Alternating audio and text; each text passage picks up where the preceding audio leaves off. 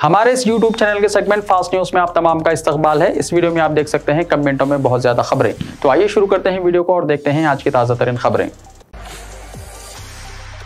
नए साल के मौके पर हैदराबादी बिरयानी की ऑनलाइन रिकॉर्ड फरोख्त। नए साल के मौके पर बहुत सारे लोगों ने हैदराबादी बिरयानी खाई। मशहूर फूड डिलीवरी ऐप स्विगी ने इंकशाफ किया है कि उसे हफ्ते के रोज 3.5 लाख बिरयानी के ऑर्डर्स वसूल हुए हैं। उसने ये भी कहा कि 2.5 लाख पिज्जा सारिफिन को पहुंचाए गए हैं। ट्विटर पर किए गए एक सर्वे के मुताबिक 75.4% लोगों ने हैदराबादी बिरयानी का ऑर्डर दिया, 14.2% ने लखनऊ बिरयानी का ऑर्डर दिया और 10.4% ने कोलकाता बिरयानी का ऑर्डर दिया। इस रिपोर्ट में होटलों में जाकर बिरयानी खाने या शख्सी तौर पर पार्सल हासिल करने वालों के अलावा दीगर ऐप्स के जरिए बिरयानी का ऑर्डर देने वालों की तादाद शामिल नहीं है। बिरयानी हैदराबाद के बावर्ची होटल ने फी मिनट 2 बिरयानी फरोख्त की हैं। नए साल के जश्न में फरोख्त शराब से तेलंगाना हुकूमत को 215 करोड़ रुपए की हुई आमदनी। तेलंगाना में नए साल के मौके पर एक ही दिन में भारी मिकदार में शराब की फरोख्त हुई, जिससे हुकूमत को कुल 215 करोड़ 74 लाख रुपए की आमदनी हुई। फरोख्त में कमी के बावजूद कीमतों में इजाफे की वजह से भारी आमदनी हुई। रियासत भर में शराब के 19 डिपो से शराब के 2,17,444 केस फरोख्त हुए। बियर के 1,28,455 केस फरोख्त हुए। सिर्फ हैदराबाद में 37 करोड़ 68 लाख की आमदनी हुई। हफ्ते को देर रात के बाद भी शराब की फरोख्त की इजाजत दी गई, जिसकी वजह से भारी आमदनी हुई। साल 2022 में रियासत भर में 34,000 करोड़ रुपए से ज्यादा की फरोख्त हुई। हुक्काम ने बताया कि यह फरोख्त 21 जनवरी से 30 दिसंबर 2022 तक हुई थी। शराब की फरोख्त में रंगारेड्डी सरफहरिस्त है। हैदराबाद दूसरे मुकाम पर और नलगुंडा तीसरे मुकाम पर है। हैदराबाद पहला हिंदुस्तानी शहर होगा जिसमें 100% सीवरेज की सहूलियत होगी, केटीआर ने कहा। तेलंगाना के म्युनिसिपल एडमिनिस्ट्रेशन और शहरी तरक्याती आईटी और सनतों के वजीर केटी रामाराव ने कहा कि हैदराबाद में 100% सीवरेज की सहूलियत होंगी। उन्होंने मजीद कहा कि अक्टूबर 2020 के सैलाब को जहन में रखते हुए हमने तकरीबन 1000 करोड़ रुपए के साथ स्ट्रैटेजिक नाला तरक्याती प्रोग्राम तैयार किया है। हैदराबाद हिंदुस्तान का पहला शहर होगा जहां अप्रैल मई तक 100% सीवरेज की सहूलियत मौजूद होंगी। सरपंचों की तायद में एहतजाजी मुजाहरे करने वाले कांग्रेस के कई कायदीन हुए गिरफ्तार। तेलंगाना भर में कांग्रेस के कई कायदीन और कारकुनों को पुलिस ने उस वक्त गिरफ्तार कर लिया और घरों पर नजरबंद कर दिया जब वो सरपंचों की तायद में एहतजाज करने के लिए सड़कों पर निकले थे। फंड्स की जराई का मुतालबा करते हुए रियासत के कई सरपंचों ने हुकूमत के खिलाफ एहतजाज शुरू किया है और हैदराबाद में इनका बड़ा एहतजाजी मुजाहरा भी था। शहर हैदराबाद के धन्ना चौक में होने वाले सरपंचों के एहतजाजी प्रोग्राम में शिरकत के जरिए इनसे इजहार यगानियत और उनके मसाइल पर हुकूमत को झिझोड़ने के लिए कांग्रेस कायदीन वहां जाने वाले थे। ताहम पुलिस ने पहले ही इनको घर पर नजरबंद कर दिया। पुलिस ने रेड्डी, मोहम्मद अली शब्बीर और दीगर कायदीन के मकानात के करीब भारी बंदोबस्त कर दिया ताकि उनको घर से बाहर निकलने से रोका जा सके। इस धरने की पुलिस ने इजाजत देने से इनकार कर दिया है। इसी दौरान पुलिस ने कांग्रेस के दीगर लीडरान बशुमुल हैदराबाद डिस्ट्रिक्ट कांग्रेस कमेटी के सदर समीर वलीउल्लाह और दीगर को भी शहर के मुख्तलिफ मुकामात पर हिरासत में ले लिया, जबकि अजला में भी कई गिरफ्तारियां अमल में आई, जिनमें रुकन कौंसिल जीवन रेड्डी और दूसरे शामिल हैं। इस मौके पर चीफ मिनिस्टर चंद्रशेखर राव का पुतला नजर आतिश किया गया। बीआरएस पार्टी साल 2024 के इलेक्शन में आंध्र प्रदेश के तमाम सीटों पर मुकाबला करेगी। तेलंगाना के वजीर लेबर मल्ला रेड्डी ने कहा कि भारत राष्ट्र समिति पार्टी साल 2024 के इंतखाबात में आंध्र प्रदेश में 175 सीटों पर मुकाबला करेगी। उन्होंने जोर देते हुए कहा कि अगर बीआरएस पार्टी पड़ोसी रियासत में इंतखाबात में कामयाबी हासिल करती है तो तेलंगाना के कालेश्वरम प्रोजेक्ट की बुनियाद पर पोलावरम प्रोजेक्ट की तकमील को यकीनी बनाया जा सकेगा। अवेसी स्कूल ऑफ एक्सीलेंस की 3 ब्रांचेस में 10th क्लास और इंटरमीडिएट सेकेंड ईयर के स्टूडेंट्स को मुफ्त कोचिंग।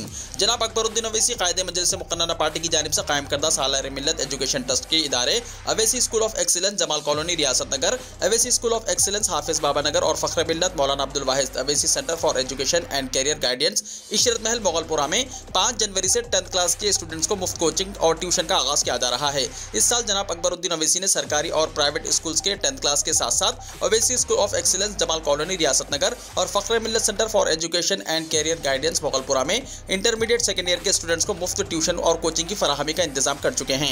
ख्वाहिशमंद तलबा 2 जनवरी बरोज़ पीर से सुबह 10 बजे से इन मराकिज़ पर अपने नामों का इंदराज करा सकते हैं। क्लासेस का आगाज 5 जनवरी की शाम से होगा। हर साल की तरह इस साल भी क्लासेस शाम के औकात में रहेंगे। इन ट्यूशन और कोचिंग क्लासेस में हिस्सा लेने वाले वो स्टूडेंट्स जिनकी हाजिरी 95% रहेगी और वो 10th और इंटरमीडिएट सेकेंड ईयर के एग्जाम्स में इम्तियाजी कामयाबी यानी 9.5 और 10 ग्रेड से कामयाब होंगे।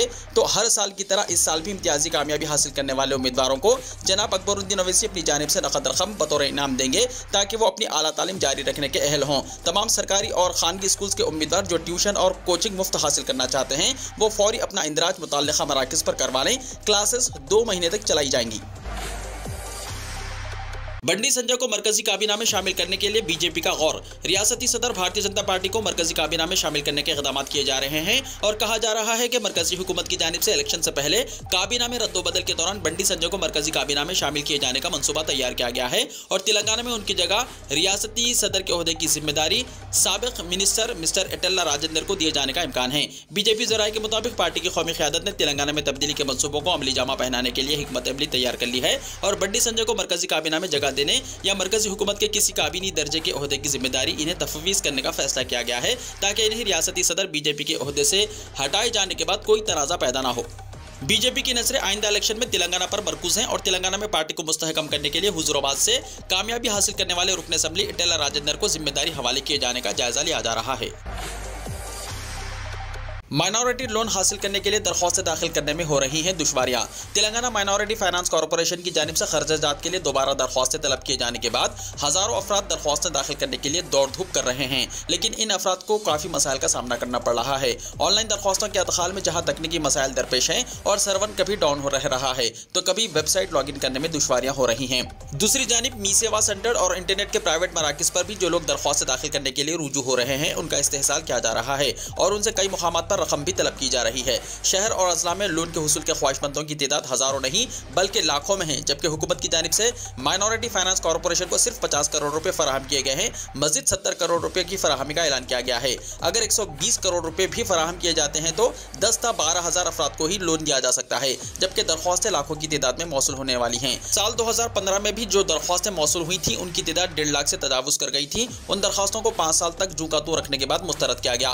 5 साल तक 1.5 लाख अफराद लोन के मुंतजिर थे। अब 5 साल स्कीम पर अमलावरी नदारत थी, दोबारा इसका एहया करते हुए दरख्वास्तें तलब की गई हैं तो हजारों अफराद मी सेवा मराकिज, तहसीलदारों के दफातर और जिले कलेक्टरेट के चक्कर लगाने पर मजबूर हो गए हैं। कई अफराद ने शिकायत की है कि 5 साल से वो लोन के हुसूल के मुंतजिर हैं। 80% सब्सिडी लोन फराहम किया जा रहा है। इस स्कीम को मजीद वुसअत देते हुए 5 साल के दौरान जो रकम खर्च नहीं की गई वो रकम अब एक मुश्त हुकूमत को खर्च करना चाहिए ताकि हजारों अफराद जो लॉकडाउन और कोविड की वबा के बाद परेशान हैं उन्हें कुछ राहत मिल सके। कई सरकारी तंजीमों और दीगर तंजीमों की जानिब से भी अखिलियतों को लोन के लिए बजट 500 था 1000 करोड़ रुपए करने का मुतालबा किया जा रहा है। अगर 1 लाख अफराद को 1 लाख रुपए लोन देना है तो हुकूमत को 800 करोड़ रुपए दरकार होंगे। सिर्फ 100 करोड़ रुपए हुकूमत फराहम करती है तो फिर 10,000 लोगों का ही इहाता किया जा सकेगा, दूसरे हजारों अफराद को मायूसी होगी। निजामाबाद में 4 जनवरी को जॉब मिला, बेरोजगार नौजवान इस्तेफादा करें। जिले निजामाबाद में मौजूद बेरोजगार नौजवानों के लिए प्राइवेट शोबे में रोजगार फराहम करने के मकसद से 4 जनवरी को निजामाबाद में जॉब मेले का इनेकाद अमल में लाया जा रहा है।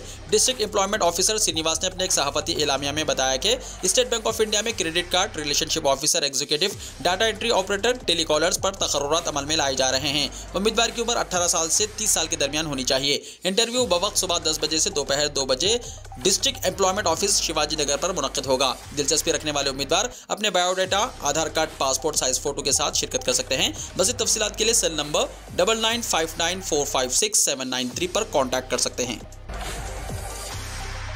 हैदराबाद के पुराने शहर में कांग्रेस पार्टी के दफ्तर का हुआ इफ्तिताह।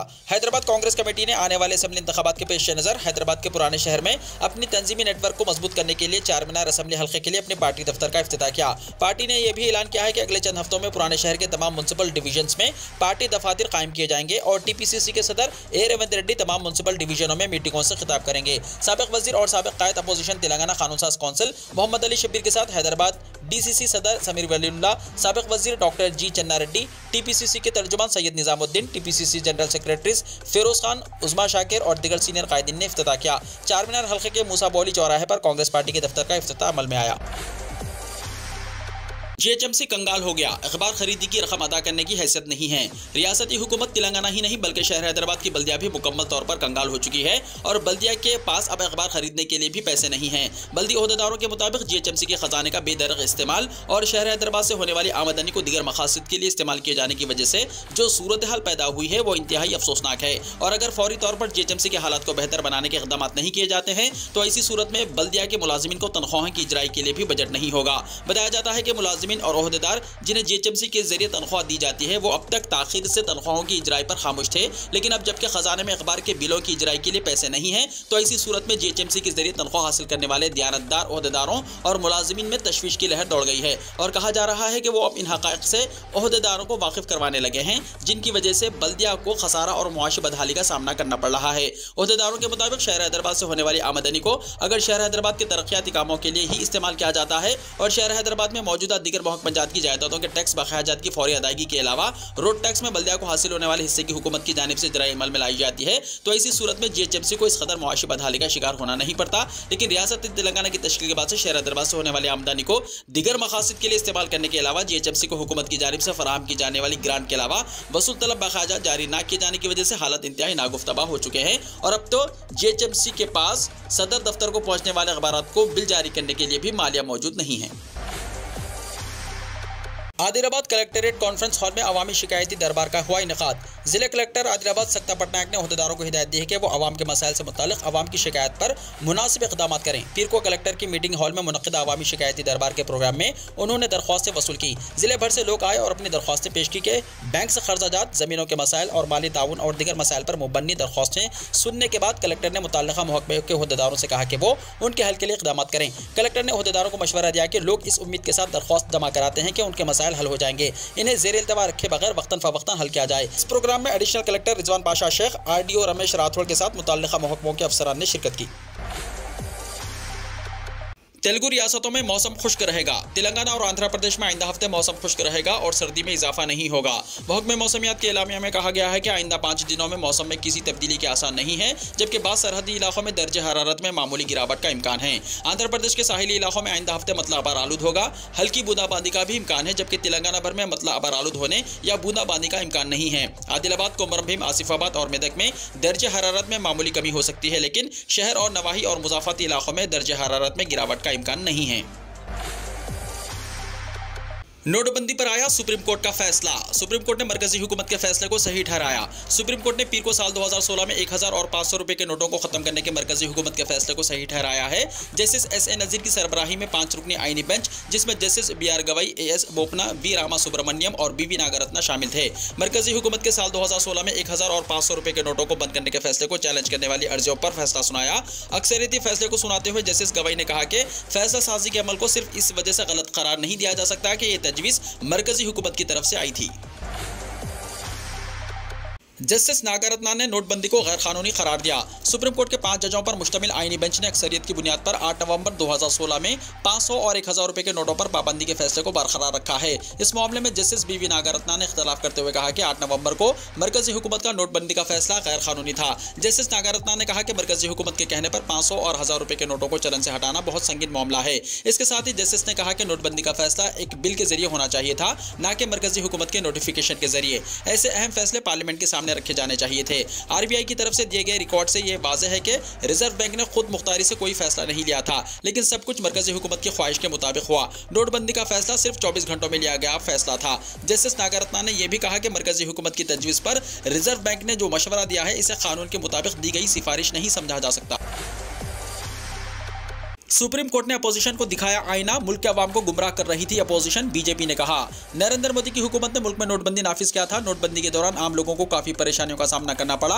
नोटबंदी की मईशत पर पड़ने वाले असरात को लेकर भी कई सवाल उठाए गए। इसके खिलाफ सुप्रीम कोर्ट में 58 दरख्वास्तें दायर की गई थी और अब बिल आखिर सुप्रीम कोर्ट का फैसला भी आ गया है, जिसमें पीर के रोज सुप्रीम कोर्ट ने मरकजी हुकूमत के साल 2016 में 1000 और 500 रुपए के नोटबंदी करने के फैसले को सही करार दिया है। सुप्रीम कोर्ट के फैसले के बाद अपोजिशन के लोग बीजेपी की जद में आ गए हैं। बीजेपी के तर्जुमान अरविंद सिंह ने कहा कि अपोजिशन नोटबंदी को लेकर कंफ्यूजन फैला रही है, अवाम को गुमराह करने की कोशिश की जा रही थी, लेकिन सुप्रीम कोर्ट ने एक तरह से अपोजिशन को आईना दिखाया है। अदालत के फैसले से साबित हुआ कि नोटबंदी मुल्क के मफाद में है और अपोजिशन इस पर सियासत कर रही है। अदालत ने नोटबंदी के फैसले पर नहीं, इसके अमल पर तबसरा किया। कांग्रेस ने कहा कि सुप्रीम कोर्ट ने अपने फैसले में नोटबंदी और इसके नतायज और असरात पर कोई तबसरा नहीं किया है, बल्कि इसने नोटबंदी के फैसले के अमल पर सवाल उठाया है। कांग्रेस के तर्जुमान पवन खेरा ने पीर को यहां पार्टी हेडक्वार्टर में नामा निगारों को बताया कि भारतीय जनता पार्टी ये प्रोपोगेंडा कर रही है कि सुप्रीम कोर्ट ने नोटबंदी के फैसले को मंजूरी दे दी है, जबकि हकीकत यह है कि सुप्रीम कोर्ट ने नोटबंदी के नतायज और असरात के बारे में नहीं, बल्कि इसके अमल के बारे में तबसरा किया है। उन्होंने इसे बीजेपी का बुरा प्रोपोगेंडा करार दिया और कहा कि कांग्रेस ने नोटबंदी को लेकर जो सवाल सवालात उठाए थे, आज भी वही सवालात हैं। उन्होंने कहा कि बीजेपी कंफ्यूजन फैला रही है और ये प्रोपेगेंडा कर रही है कि नोटबंदी का फैसला दुरुस्त था और आज अदालत ने भी इसे दुरुस्त करार दिया है, जबकि फैसले में कहीं भी ऐसा कोई तबसरा नहीं किया गया। तर्जुमान ने कहा कि इसी फैसले से जुड़े एक जज ने, जिसे बीजेपी नोटबंदी के हक में कह रही है, उन्होंने इस फैसले के अमल पर सवाल उठाया है और कहा है कि यह फैसला पार्लियामेंट की मंजूरी से लिया जाना चाहिए था। इसका साफ मतलब है कि अदालत ने फैसले पर सवालात उठाए हैं। कांग्रेस के तर्जुमान ने कहा कि उनकी पार्टी ने भी नोटबंदी को गलत समझा और अब भी उसे गलत मानती है। उन्होंने कहा कि नोटबंदी से ना तो दहशतगर्दी खत्म हुई और ना ही काले धन को रोका गया। इस फैसले से छोटे ताजिर तबाह हो गए और गैर मुनज़्ज़म शोबे को बहुत ज्यादा नुकसान हुआ है। अखिलेश यादव ने भारत जोड़ो यात्रा की कामयाबी के लिए राहुल गांधी को मुबारकबाद पेश की। समाजवादी पार्टी यानी एसपी के कौमी सदर अखिलेश यादव ने भारत जोड़ो यात्रा में मदु किए जाने पर कांग्रेस लीडर राहुल गांधी का शुक्रिया अदा किया है। साथ ही एसपी सदर ने पार्टी की कामयाबी के लिए नेक ख्वाहिशात पेश की। अखिलेश यादव ने पीर के रोज अपने ऑफिशियल ट्विटर अकाउंट से एक खत पोस्ट किया, जिसमें कांग्रेस लीडर राहुल गांधी को भारत जोड़ो यात्रा के लिए मदु करने पर शुक्रिया अदा किया गया। उन्होंने अपने खत में लिखा है कि हिंदुस्तान एक जोग्राफियाई तौसी से ज्यादा है। मोहब्बत, अदम तशद्दुद, हमदर्दी, ताउन और हम आहंगी ही वो मुस्बित सच्चाइयां हैं जो हिंदुस्तान को मुत्तहिद करती हैं। उम्मीद है कि यात्रा हमारे मुल्क की इस जामे सकाफत को महफूज रखने में कामयाब होंगी। होशियार, एक फोटो से हैक हो सकता है आपका फोन, कहीं व्हाट्सएप में ऑन तो नहीं है सेटिंग। हैकर्स लोगों को अपना शिकार बनाने के लिए रोजाना नए तरीके तलाश करते रहते हैं। अब GIF इमेज से मुतालिक एक घोटाला सामने आया है। हैकर्स आमतौर पर लोगों को निशाना बनाने के लिए फिशिंग लिंक्स का इस्तेमाल करते हैं, लेकिन अब GIF को हैकिंग के लिए इस्तेमाल किया जा रहा है, जो कि बेहद खतरनाक है। इससे हैकर्स आसानी से आपके फोन में दाखिल हो सकते हैं। अब यह मामला इस वजह से व्हाट्सएप से जुड़ा हुआ है, क्योंकि हैकर्स सिर्फ व्हाट्सएप के जरिए लोगों को निशाना बना रहे हैं।